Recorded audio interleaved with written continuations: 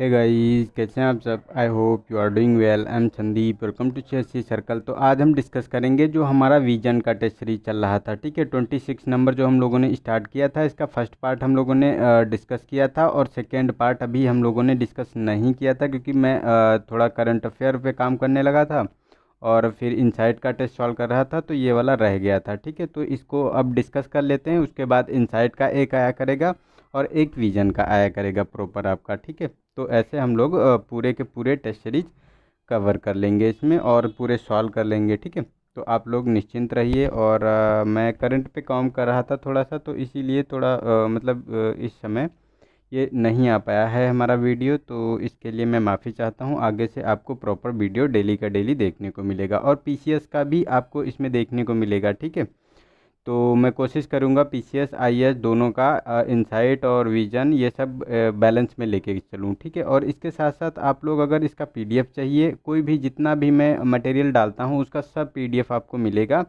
और वो चाहे करंट का हो, मंथली वाला हो, या फिर जो करंट के ये मतलब अलग से टॉपिक जो डालता हूँ। ठीक है, इन सब का PDF अगर आप लोगों को चाहिए तो टेलीग्राम ग्रुप ज्वाइन कर लीजिए या फिर फेसबुक ग्रुप ज्वाइन कर लीजिए। दोनों का जो लिंक है ये डिस्क्रिप्शन बॉक्स में दोनों का लिंक मिल जाएगा, आप वहाँ से ज्वाइन कर लीजिए। आपको सारी की सारी PDF वहाँ पे मिल जाएंगी, कोई भी वहाँ प्रॉब्लम फेस नहीं करनी पड़ेगी। ठीक है, तो हम लोग आज डिस्कस करेंगे क्वेश्चन नंबर 26 से 50 क्वेश्चन तक। ठीक है, तो हमारा 26 क्वेश्चन नंबर कहाँ पे है? 26, हाँ ये रहा हमारा 26 क्वेश्चन नंबर पे। तो यहाँ से आज हम लोग टोटल 50 क्वेश्चन देखेंगे इसमें। ठीक है, मतलब 25 क्वेश्चन। तो फर्स्ट क्वेश्चन नंबर है, तो इसमें कहा गया है कि निम्नलिखित युग्मों पर विचार कीजिए। ठीक है, तो इसमें सुर्खियों में रहने वाले स्थल हैं और देश हैं, तो बताना है कि कौन सा स्थल मतलब उस देश में है या नहीं, तो उसका मिलान करना है। ठीक है, तो नारिल इश्क ये रूस का है। ठीक है, सेकंड है कि सिंजार ये सीरिया का है, नानताज ये ईरान का है। तो इसमें अगर बात करें तो देखो, इसमें जो हमारा स्टेटमेंट इसमें पहला वाला तो सही है। ठीक है, और थर्ड वाला भी सही है क्योंकि इसमें नानताज ये इराक ईरान का शहर है। यहाँ अभी एक परमाणु विस्फोटक यूरेनियम का जो प्लांट था वहाँ विस्फोट हो गया था, तो ये न्यूज़ में था। ठीक है, और नारिल इश्क जो है ये रूस का है। यहाँ पे अभी जो तेल रिसाव देखने को मिला था बहुत ज़्यादा, तो वहाँ की एक नदी में बहुत ज़्यादा ये तेल रिसाव हुआ था, तो इसलिए न्यूज़ में था। और ये सिंजार की बात करें तो ये सिंजार सीरिया का नहीं है, ये ईरान का जो इराक का शहर है। यहाँ पे ये कुर्द कम्युनिटी जो नहीं रहती है, तो वहाँ पे जो तुर्की सरकार के द्वारा अभियान चलाया गया था उन्हें दबाने के लिए, तो ये वहाँ न्यूज़ में था, तो ये हमारा गलत हो गया। तो हमारा फर्स्ट एंड थर्ड स्टेटमेंट सही है, तो C वाला ऑप्शन इसका सही हो गया। ठीक है, नेक्स्ट है क्वेश्चन नंबर 27। तो इसमें कहा गया है कि निम्नलिखित क्षेत्रों में किसमें भौगोलिक सूचना तंत्र तकनीकी का उपयोग किया जा सकता है। ठीक है, इसको थोड़ा सा जूम करते हैं, थोड़ा सा भी कम है ये। ठीक है, अब सही है, सही है ना? इतना इतना करते हैं। ठीक है, तो इसमें बताना है। ठीक है, तो इसमें देखो भौगोलिक सूचना तंत्र के बारे में बताना है। ठीक है, तो फर्स्ट है कि गांव के विद्युतीकरण की स्थिति की पहचान और मानचित्रण करना। सेकंड है कि अवैध खनन पर अंकुश लगाना।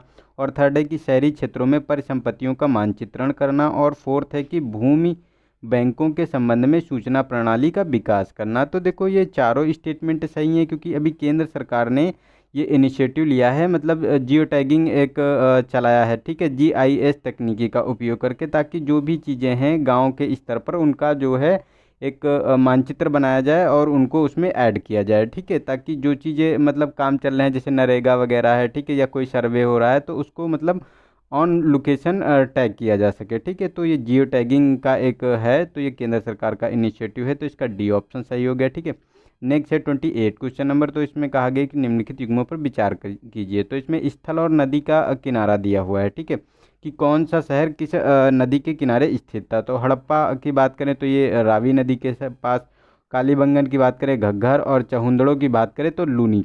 तो देखो ये हड़प्पा ये रावी नदी के किनारे था, ये तो हमारा सुमेलित है, सही है। ठीक है, और कालीबंगन ये घग्घर नदी के किनारे देखने को मिलेगा।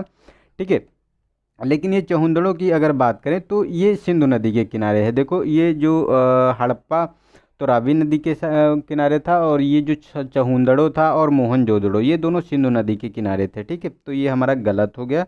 एक और दो स्टेटमेंट सही है, तो हमारा सी वाला ऑप्शन इसका सही हो गया। ठीक है, नेक्स्ट है क्वेश्चन नंबर 29। तो इसमें कहा गया कि प्राचीन भारत के महाजनपदों और उससे संबंधित प्रसिद्ध शासकों के संदर्भ में बताना है कि कौन सा स्टेटमेंट सही है। ठीक है, तो फर्स्ट है कि महाजनपद दिए हुए हैं और शासक दिए हुए हैं। तो मगध की बात करें तो वासुदेव, कौशल की बात करें तो प्रसेनजित, और अवंती की बात करें तो ये प्रद्योत हैं। ठीक है, तो देखो अवंती में उस समय जो 18 जनपद उस समय थे, उस समय अगर बात करें तो ये जो प्रद्योत थे ये अवंती के थे।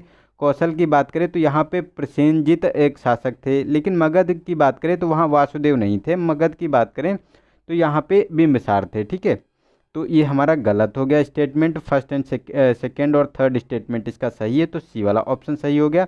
और ये जो 18 महाजनपद हैं ये जो एशियंट हिस्ट्री का पार्ट है, तो उसमें जो इसकी सूचना मिलती है ये अंगुत्तर निकाय एक है। ठीक है, उसमें इसकी सूचना मिलती है। ठीक है, नेक्स्ट है क्वेश्चन नंबर 30 क्वेश्चन नंबर। तो इसमें सांविधिक उपचारों के अधिकार के संबंध में बताना है कि कौन सा स्टेटमेंट हमारा सही है। तो फर्स्ट है कि इसका इस अधिकार के तहत उच्चतम न्यायालय साधारण विधिक अधिकारों के प्रवर्तन के लिए रिट जारी कर सकता है। सेकेंड है कि सांविधिक उपचारों का अधिकार संविधान की एक मूल विशेषता है। और थर्ड है कि राष्ट्रीय आपात के दौरान भी यह अधिकार निलंबित नहीं किया जा सकता।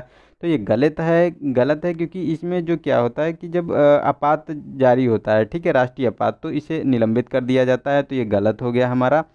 और सेकेंड वाला स्टेटमेंट तो सही है क्योंकि संवैधानिक उपचारों का अधिकार संविधान की एक मूल विशेषता है। ठीक है, लेकिन फर्स्ट वाला गलत है क्योंकि इसमें जो मूल अधिकार हैं उनका अगर हनन होता है तो आप सीधे मतलब सुप्रीम कोर्ट और हाई कोर्ट में जा सकते हैं। ठीक है, लेकिन कोई अगर साधारण विधिक अधिकार है तो उसके संबंध में आप वहाँ डायरेक्ट नहीं जा सकते। आपको जैसे डिस्ट्रिक्ट कोर्ट होते हैं वहाँ आप पहले लड़ेंगे केस, वहाँ से अगर आपको असंतुष्टि मिलती है तब हाई कोर्ट जाएंगे, फिर सुप्रीम कोर्ट जाएंगे। ठीक है, तो ये प्रोसीजर होता है। तो सेकेंड स्टेटमेंट केवल सही है, तो हमारा ए वाला ऑप्शन सही हो गया इसका। ठीक है, नेक्स्ट है 31 क्वेश्चन नंबर। तो इसमें मौर्य वास्तुकला के संदर्भ में बताना है कि कौन सा स्टेटमेंट सही है। तो फर्स्ट है कि सारनाथ स्थित सिंह स्तंभ महापरिनिर्वाण की ऐतिहासिक घटना की स्मृति में बनवाया गया था। सेकेंड है कि रामपुरवा स्थित अशोक के सांड स्तंभ में फारसी और भारतीय दोनों कलाओं का मिश्रण है। और थर्ड है कि अशोक के स्तंभ सामान्य तौर पर चुनार के बलुआ पत्थरों से बने थे। तो इसमें अगर बात करें तो देखो इसमें हमारा ये थर्ड स्टेटमेंट तो सही है क्योंकि ये जो चुनार के बलुआ पत्थर से बने जो अशोक के स्तंभ थे, तो ये सामान्य तौर पर देखने को मिलता है। और सेकेंड भी सही है क्योंकि रामपुरवा स्थित जो अशोक के सांड स्तंभ में फारसी और भारतीय दोनों कलाओं का मिश्रण मिलता है। लेकिन ये फर्स्ट वाला स्टेटमेंट गलत है क्योंकि ये जो सारनाथ था यहाँ पे क्या हुआ था कि जो महात्मा बुद्ध थे उन्होंने प्रथम उपदेश दिया था अपना। ठीक है, तो उसे कहा गया था प्रथम जो धर्मचक्र प्रवर्तन का नाम दिया गया था, उसी के स्मृति में वहाँ बनवाया गया था एक जो स्थल बनवाया गया था वहाँ पे। ठीक है, तो ये हमारा फर्स्ट वाला स्टेटमेंट गलत है। सेकंड और थर्ड सही है, तो बी वाला ऑप्शन इसका सही हो जाता है। नेक्स्ट है 32 क्वेश्चन नंबर। तो ग्रेफीन के बारे में बताना है कि कौन सा स्टेटमेंट सही है। तो फर्स्ट है कि यह कार्बन का एक अपर रूप है। सेकेंड है कि यह हीरे से अधिक कठोर है। इसकी जो विद्युत चालकता उच्च होती है लेकिन प्रकाश संबंधी पारदर्शिता बहुत निम्न होती है। फोर्थ है हमारा कि इसका उपयोग प्रति सूक्ष्म जैविकी सतहों को विकसित करने के लिए किया जा सकता है। तो देखो फोर्थ स्टेटमेंट तो सही है क्योंकि इसका उपयोग प्रति सूक्ष्म जीवी जो सतहें होती हैं, ठीक है, उनका विकास करने के लिए किया जा सकता है। और इसकी विद्युत चालकता उच्च होती है। ठीक है, और इसकी जो विद्युत चालकता इसकी निम्न देखने को मिलती है, लेकिन जो पारदर्शिता संबंधी क्षमता होती है ये उच्च देखने को मिलती है इसकी। तो ये हमारा गलत हो गया सेकेंड वाला स्टेटमेंट। ठीक है, और नहीं, थर्ड वाला स्टेटमेंट गलत हो गया। सेकेंड और फर्स्ट सही है क्योंकि ये कार्बन का अपर रूप है और ये हीरे से कठोर होता है, मतलब और ज़्यादा उससे कठोर हो जाता है ये, और मतलब उससे ज़्यादा दिनों तक मतलब अंदर रहता है, तो वो और मतलब अपना जो परिवर्तन है और ज़्यादा कठोरतम में अपने अपने आप को परिवर्तित कर लेता है। तो ये हमारा 1, 3 और 4 स्टेटमेंट सही हो गए। 1, 2 और 4, सॉरी 1, 2 और 4, तो हमारा बी वाला ऑप्शन सही हो गया। थर्ड स्टेटमेंट हमारा गलत हो गया। ठीक है, नेक्स्ट है 33। तो इसमें कहा गया है कि उत्पादन से जुड़ी प्रोत्साहन यानी PLI योजना के बारे में बताना है कि कौन सा स्टेटमेंट सही है। तो फर्स्ट है कि इसका उद्देश्य भारत में विनिर्मित वस्तुओं की वृद्धिशील बिक्री को प्रोत्साहन प्रदान कर घरेलू विनिर्माण को बढ़ावा देना है। सेकेंड है कि यह योजना केवल घरेलू विनिर्माण कंपनियों को लागू होती है। और थर्ड है कि उत्पादन से जुड़ी प्रोत्साहन योजना विश्व व्यापार संगठन की प्रतिबद्धताओं के अनुरूप है, क्योंकि समर्थन की मात्रा प्रत्यक्ष रूप से निर्यात से संबद्ध नहीं है। तो कौन सा इसमें स्टेटमेंट सही है ये हमको बताना है। तो देखो इसमें अगर बात करें तो देखो थर्ड स्टेटमेंट हमारा सही है, क्योंकि जो PLI ये योजना है ये WTO की प्रतिबद्धताएं जो हैं उन्हीं के अनुरूप है, और इसका जो है समर्थन मात्र प्रत्यक्ष रूप से निर्यात से संबद्ध नहीं होता है। ठीक है, तो इसे तो लागू किया जा सकता है। तो ये हमारा स्टेटमेंट सही है, लेकिन फर्स्ट वाला ये गलत है। केवल घरेलू कंपनियों के लिए नहीं, ये मतलब विदेशी कंपनियों पर ये लागू होता है। ठीक है, सभी पर लागू होता है। तो ये गलत हो गया, और फर्स्ट वाला स्टेटमेंट भी हमारा सही है, क्योंकि इसका उद्देश्य विनिर्मित वस्तुओं की वृद्धिशील बिक्री को प्रोत्साहन प्रदान कर घरेलू विनिर्माण को बढ़ावा देना है। तो ये हमारा 1 और 3 स्टेटमेंट सही हो गया। तो हमारा सी वाला ऑप्शन सही हो गया इसका। ठीक है, नेक्स्ट है हमारा 34। तो इसमें हाल ही में सुर्खियों में रहने वाला पद इंटरनल ब्लू। तो ये इंटरनल ब्लू के बारे में हमको बताना है कि कौन सा स्टेटमेंट सही है। तो ए ऑप्शन है कि हमारा महासागरीय अन्वेषण, सेकंड बी है कि साइबर हमले से संबंधित है, और सी है क्रिप्टो करेंसी, और डी है अंतरिक्ष अभियान। तो देखो ये जो इंटरनल ब्लू है ये एक मतलब आपको देखने को मिलेगा एक एक्सप्लॉइट होता है। ठीक है, तो ये साइबर हमले से संबंधित है, बी ऑप्शन। ठीक है, ये एक्सप्लॉइट क्या करता है, साइबर हमले को मतलब उत्पन्न करता है। ठीक है, तो इसीलिए ये साइबर हमले से संबंधित है। तो हमारा बी वाला ऑप्शन सही हो गया। नेक्स्ट है 35। तो इसमें कहा गया है कि हाल ही में ग्लोबल कार्बन प्रोजेक्ट द्वारा मीथेन बजट 2020 प्रकाशित किया गया है। इस संदर्भ में निम्नलिखित कथनों पर विचार कीजिए। ठीक है, तो फर्स्ट है कि उष्णकटिबंधीय प्रदेश संपूर्ण ग्रह के जो ऊर्जा के 50% से अधिक के लिए उत्तरदायी हैं। सेकेंड है कि मानव जनित यानी एंथ्रोपोजेनिक स्रोत वैश्विक उत्सर्जन के लगभग 90% के लिए उत्तरदायी हैं। तो नहीं, ये गलत है, ये 90% नहीं है। ये जो एंथ्रोपोजेनिक एक्टिविटी होती है इसके अंतर्गत ये 60% जो है उत्सर्जन एमिशन होता है इसके मतलब इसके संबंध में। ठीक है, तो ये हमारा गलत हो गया। और ये उष्णकटिबंधीय क्षेत्र की तो ये बात की जा रही है, तो ये 50% ये सही बात है। ठीक है, मतलब इसका अगर एक्चुअल वैल्यू की बात करें तो ये 64% लगभग है। ठीक है, तो ये हमारा सही हो गया। और जैसे आर्कटिक क्षेत्र में अगर इस ग्रीन कार्बन उत्सर्जन की बात करें तो ये 4% रहता है। ठीक है, और जो ये सब ट्रॉपिकल जोन होता है वहाँ पे अगर बात करें कि कार्बन इमिशन कितना होता है तो यहाँ लगभग 32% देखने को मिलेगा। ठीक है, तो इस तरह से ये मतलब जो प्रोजेक्ट मीथेन बजट 2000 प्रकाशित किया गया उसमें इसका पूरा डाटा दिया गया है। तो हमारा फर्स्ट वाला स्टेटमेंट सही है, सेकेंड गलत हो गया, तो ए वाला ऑप्शन सही हो गया इसका। ठीक है, नेक्स्ट है क्वेश्चन नंबर हमारा 36। तो इसमें कहा गया है कि निम्नलिखित में से कौन से प्राकृतिक भूदृश्य तटीय आपदाओं के विरुद्ध एक अवरोधक के रूप में काम करते हैं, मतलब एक बैरियर के रूप में काम करते हैं, ये बताना है। तो फर्स्ट है कि मैंग्रोव है, लवड़ी अनूप हैं, और बालू डिब्बे होते हैं, प्रवाल भित्तियाँ हैं। तो इनमें अगर बात करें तो देखो जो तटीय क्षेत्र होता है वहाँ पे क्या होता है कि जैसे चक्रवात वगैरह आता है, सुनामी या चक्रवात, तो ये क्या होती हैं कि मतलब अवरोधक के रूप में काम करते हैं ये लोग। जैसे मैंग्रोव वन हो गए, ठीक है, लवड़ी अनूप हो गए, और बालू डिब्बे हो गए, और प्रवाल भित्तियाँ हो गई। ये लोग क्या करते हैं कि जो ये पृथ्वी पर या मतलब स्थल पर आने वाली जो ये लहरें होती हैं या उनका जल होता है तो उसे कम से कम हानि पहुंचती है। ठीक है, तो ये चारों के चारों स्टेटमेंट सही हैं। और ये न्यूज में क्यों है, क्योंकि अभी जो वेस्ट बंगाल सरकार है, ठीक है, उसके द्वारा एक प्रोजेक्ट चलाया गया है, एक योजना चलाई गई है जिसके अंतर्गत जो 5 करोड़ मैंग्रोव वनों को लगाने की बात की गई है। ठीक है, ताकि जो चक्रवात आते रहते हैं बंगाल की खाड़ी में तो उनसे बचा जा सके। ठीक है, उनका प्रभाव कम से कम पड़े।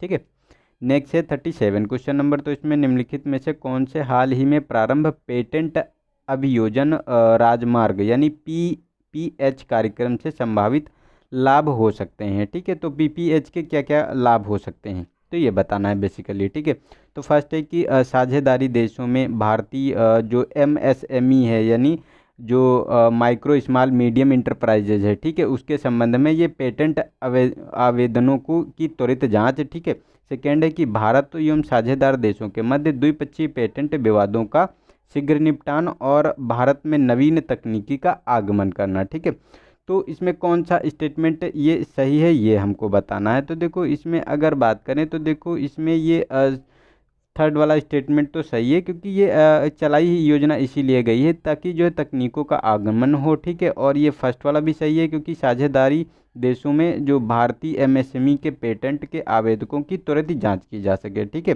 लेकिन ये द्विपक्षीय पेटेंट विवाद को शीघ्र निपटान के लिए ये प्रोविज़न इसमें नहीं किया गया है। इसमें जो भी कार्रवाई की जाएगी वो विधिक कार्रवाई होगी। ठीक है, तो ये तो इसमें जो ये गलत स्टेटमेंट है सेकंड वाला, तो हमारा फर्स्ट एंड थर्ड स्टेटमेंट सही है, तो सी वाला ऑप्शन इसका सही हो गया। ठीक है, नेक्स्ट है 38 क्वेश्चन नंबर। तो उपभोक्ता मूल्य सूचकांक औद्योगिक श्रमिक यानी CPI जो इंडस्ट्रियल वर्कर होता है, ठीक है, उसके बारे में बताना है हमको कि कौन सा स्टेटमेंट सही है। तो फर्स्ट है कि औद्योगिक श्रमिकों के लिए उपभोक्ता मूल्य सूचकांक में औद्योगिक श्रमिकों द्वारा उपभोग की जाने वाली सेवाएं शामिल नहीं होती हैं। सेकंड है कि इसका उपयोग सार्वजनिक एवं निजी दोनों क्षेत्रों के कर्मचारियों की महंगाई भत्ते के निर्धारण हेतु किया जाता है। ठीक है, और थर्ड है कि इसे प्रतिवर्ष उद्योग संवर्धन एवं आंतरिक व्यापार विभाग यानी DPIIT के आर्थिक सलाहकार कार्यालय द्वारा प्रकाशित किया जाता है। तो देखो ये पहले ही गलत हो गया क्योंकि ये इसके द्वारा जारी नहीं किया जाता है, ये श्रम एवं रोजगार मंत्रालय द्वारा जारी किया जाता है, तो ये हमारा पहले ही गलत हो गया। ठीक है, और ये सेकेंड स्टेटमेंट सही है क्योंकि इसका उपयोग सार्वजनिक और निजी दोनों क्षेत्रों के कर्मचारियों के महंगाई भत्ते के निर्धारण हेतु किया जाता है। ठीक है, लेकिन ये फर्स्ट वाला स्टेटमेंट गलत है क्योंकि इसमें जो ये श्रमिकों के लिए उपभोक्ता मूल्य सूचकांक में जो औद्योगिक श्रमिकों के द्वारा उपभोग की जाने वाली जो सेवाएं होती हैं उनको भी शामिल किया जाता है। ठीक है, तो इसमें सेकेंड स्टेटमेंट केवल सही है और फर्स्ट एंड थर्ड गलत हो गए, तो बी वाला ऑप्शन हमारा सही हो गया इसका। ठीक है, नेक्स्ट है 39। तो इसमें कहा गया है कि माइक्रोवेव वेपन्स के बारे में बताना है कि कौन सा स्टेटमेंट सही है। तो फर्स्ट है कि यह एक प्रकार का निर्देशित ऊर्जा हथियार है यानी डायरेक्टेड एनर्जी वेपन है। ठीक है, जिसमें लक्ष्य पर ध्वनि और लेजर के रूप में अत्यधिक केंद्रिक ऊर्जा का प्रयोग किया जाता है। ठीक है, और सेकेंड है कि ये लक्ष्य मानव की त्वचा में द्रव को गर्म करने वाले उच्च आवृत्ति के विद्युत चुंबकीय विकिरण का प्रयोग करते हैं। ठीक है, तो देखो ये सेकेंड स्टेटमेंट भी सही है और फर्स्ट स्टेटमेंट भी सही है। ठीक है, क्योंकि ये न्यूज़ में क्यों है, क्योंकि ये ऐसा व्यापन जो है इसका बहुत तेज़ी से इसको बनाने में लोग बढ़ चढ़कर हिस्सा ले रहे हैं, क्योंकि 2014 में चाइना ने ऐसा एक व्यापन बनाया था, उसका नाम था पोली WB1, जो मतलब 2014 में हवाई प्रदर्शनी में उसका आयोजन किया था। ठीक है, तो ये दोनों स्टेटमेंट सही हैं, तो ये हमारा सी वाला ऑप्शन सही हो गया। ठीक है, नेक्स्ट है क्वेश्चन नंबर 40। तो इसमें कहा गया कि भारतीय राष्ट्रीय भुगतान निगम द्वारा निम्नलिखित में से कौन सी भुगतान प्रणाली संचालित की जा रही है। तो फर्स्ट है कि रुपए, सेकेंड है कि एकीकृत भुगतान इंटरफेस यानी UPI, और थर्ड है कि राष्ट्रीय इलेक्ट्रॉनिक निधि अंतरण यानी NEFT, और नेशनल इलेक्ट्रॉनिक टोकन कलेक्शन यानी NETC के बारे में। ठीक है, तो कौन कौन से NPCI के अंडर आते हैं ये बताना है। ठीक है, तो देखो उसके अंतर्गत ये फर्स्ट वाला स्टेटमेंट सही है, रुपए आता है। ठीक है, UPI भी आती है, और ये जो national electronics token toll collection है ये भी आता है, लेकिन जो NEFT की बात करें तो ये RBI के अंडर आता है। ठीक है, ये RBI के अंदर आता है, तो ये हमारा गलत हो गया। तो 1, 2 और 4 स्टेटमेंट हमारा सही है, तो 1, 2, 4 तो हमारा डी वाला ऑप्शन सही हो गया इसका। ठीक है, नेक्स्ट है 41 क्वेश्चन नंबर। तो इसमें कहा गया कि हाल ही में पारित वायुयान संशोधन अधिनियम 2020 के संबंध में बताना है कि कौन सा स्टेटमेंट सही है। तो फर्स्ट है कि यह नागरिक उड्डयन महानिदेशालय को सांविधिक दर्जा प्रदान करता है। सेकेंड है कि यह विमान दुर्घटनाओं और दुर्घटनाओं से संबंधित जांच करने के लिए विमान दुर्घटना जांच ब्यूरो को अधिकृत करता है। तो ये सही बात है, दोनों स्टेटमेंट सही हैं और इसे 2020 में ये मतलब एक्ट बना दिया गया है और उसके अंतर्गत इसे सांविधिक दर्जा प्राप्त हो गया है। ठीक है, तो ये दोनों स्टेटमेंट सही हैं, तो हमारा सी वाला ऑप्शन सही हो गया इसका। ठीक है, नेक्स्ट है 42nd। तो इसमें फूड सिक्योरिटी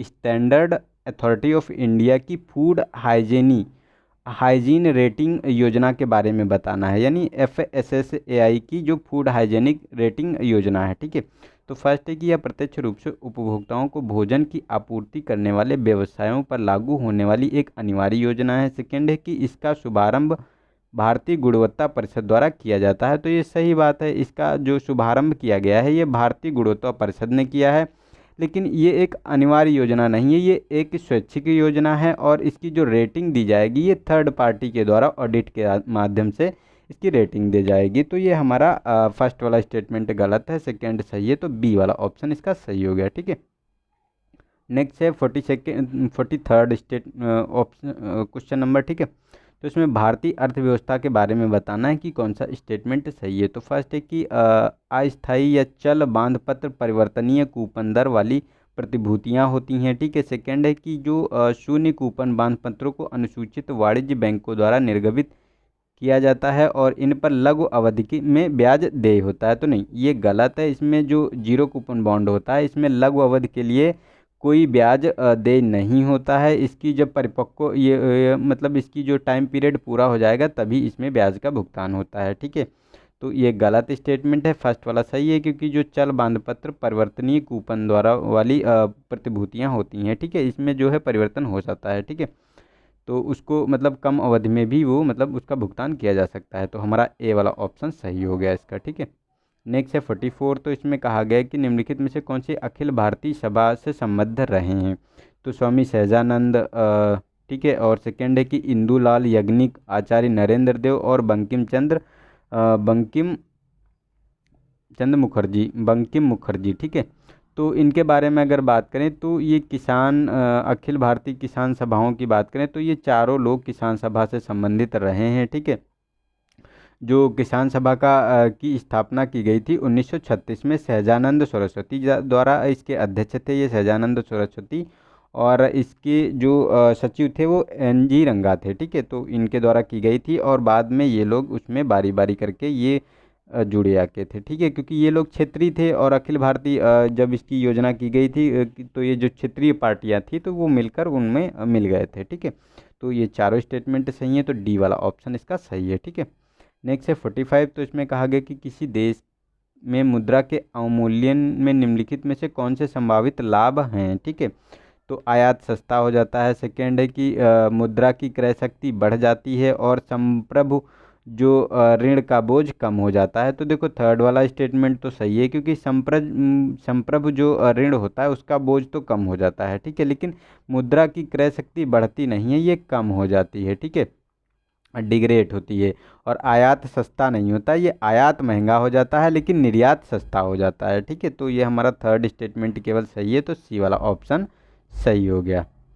नेक्स्ट है क्वेश्चन नंबर 46। तो इसमें विजयनगर साम्राज्य के प्रशासन के बारे में बताना है कि कौन सा स्टेटमेंट सही है। ठीक है, तो फर्स्ट है कि प्रांतीय शासकों के रूप में सदैव राजकुमार नियुक्त किए जाते थे। ठीक है, सेकंड है कि नायक यानी सेनापति का पद वंशानुगत होता था और थर्ड है कि इसके शासनकाल में चोल परंपराओं से संबंधित स्थानीय स्वशासन संस्थाओं का विस्तार हुआ, जिसके परिणाम स्वरूप ये संस्थाएं सुदृढ़ हो गई। तो देखो ये गलत स्टेटमेंट है, ये जो स्थानीय स्वशासन की परंपराएं चोल शासन से चली आ रही थी वो विजयनगर साम्राज्य में कमज़ोर पड़ गई थी। ठीक है, तो वो टूटने लगी थी और ये सेकेंड वाला स्टेटमेंट सही है, क्योंकि नायक जो यानी सेनापति का पद वंशानुगत होता था। तो ये तो हमारा सेकेंड स्टेटमेंट सही है और फर्स्ट वाला भी गलत है, क्योंकि सदैव राजकुमार नहीं होते थे, इसमें राजकुमार भी नियुक्त किए जाते थे और सरदारों के द्वारा वहाँ पे क्या होता था कि मतलब एक प्रशासक नियुक्त किया जाता था वहाँ पे, जो मंडलेश्वर शासक होता था। ठीक है, जो प्रांत स्तर पर नियुक्त किया जाता था। तो इसमें दोनों टाइप के होते थे, जो राजकुमार भी होते थे और मंडलेश्वर शासक भी होते थे। ठीक है, तो ये गलत हो गया, तो हमारा सेकेंड स्टेटमेंट सही है, तो बी वाला ऑप्शन केवल सही हो गया इसमें। ठीक है, नेक्स्ट है 47। तो इसमें जल पदचिह्न यानी वाटर फुटप्रिंट हमारे द्वारा उपयोग की जाने वाली प्रत्येक वस्तु एवं सेवा का उत्पादन करने के लिए प्रयुक्त किए जाने वाले जल की मात्रा की माप होती है। ठीक है, तो इसके बारे में अब मिलान करना। वाटर फुटप्रिंट के प्रकार दिए हुए हैं और उसकी परिभाषा दी हुई है, तो उसको मिलान करना है कि कौन किससे मेल खाता है। ठीक है, तो इसमें अगर हम बात करें मेल खाने की, तो फर्स्ट है कि ग्रीन वाटर यानी हरा जल। तो यह वर्षण से प्राप्त जल मृदा के जड़ मंडल में संग्रहित होता है तथा पादपों द्वारा वाष्पित प्रवेदित या उपयोग किया जाता है। ठीक है, और ब्लू वाटर की बात करें तो ये प्रदूषित जल जो प्रत्यक्ष रूप से पाइप के माध्यम से या अप्रत्यक्ष रूप से जल के अपवाह द्वारा मृदा से निछालन के माध्यम से, साथ ही अपारगम्य सतहों या अन्य विभिन्न स्रोतों के माध्यम से ताजे जल स्रोत में विसर्जित हो जाता है। ठीक है, और थर्ड है कि ग्रे वाटर के बारे में यानी धूसर वाटर। तो यह वह भौम जल होता है, भौम जल स्रोत होता है जो भौम जल स्रोत से प्राप्त किया जाता है और ये जो मतलब वाष्पित हो जाता है, तो यह वाष्पित हो जाता है या किसी उत्पाद के उत्पादन में प्रयोग किया जाता है और या फिर एक जल निकाय से लेकर किसी अन्य जल निकाय में स्थानांतरित कर दिया जाता है। तो कौन सा स्टेटमेंट किससे मिलान है? तो देखो फर्स्ट वाला तो सही है। ठीक है, क्योंकि ग्रीन वाटर का काम ही यही होता है जो मतलब बारिश के माध्यम से हमें प्राप्त होता है। ठीक है, लेकिन अगर ब्लू वाटर की बात करें तो देखो ब्लू वैसे भी साफ होता है। ठीक है, तो ये मतलब इसमें परिभाषाएं बदल दी गई हैं। ब्लू वाटर की ये परिभाषा है कि जो सतही जल से हमको जो सतही जल होता है, ठीक है, उसे ब्लू वाटर कहते हैं। और ग्रे वाटर वो होता है जो मतलब जो ये प्रदूषित जल होता है। ठीक है, तो ये मतलब इसको अपोजिट कर दिया गया है। तो हमारा फर्स्ट वाला स्टेटमेंट केवल सही है, तो हमारा सी वाला ऑप्शन इसका सही हो गया। ठीक है, नेक्स्ट है हमारा 48 क्वेश्चन नंबर। तो इसमें कहा गया कि हाल ही में गठित राष्ट्रीय आयुर्विज्ञान आयोग के बारे में बताना है। ठीक है, तो फर्स्ट है कि यह सांविधिक निकाय है जिसके सदस्य केंद्र सरकार द्वारा नियुक्त किया जाता है। सेकेंड है कि यह